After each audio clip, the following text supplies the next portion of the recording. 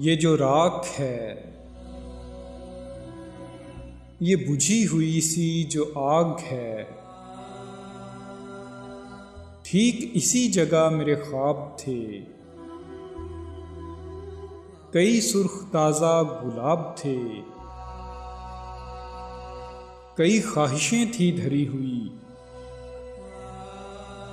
कई अनकहे से वो राज थे जिन्हें खुद से भी नहीं कह सके। कई अश्क थे जिन्हें मुद्दतों से रखा हुआ था संभाल कर, जो किसी भी गम में न बह सके। कई हिजर थे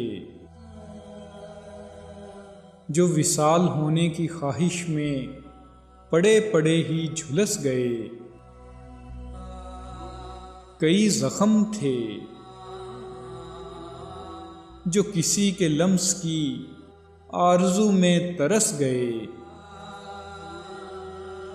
ये जो राख है, ये बुझी हुई सी जो आग है, ये रगेद मत, इसे उंगलियों से कुरेद मत।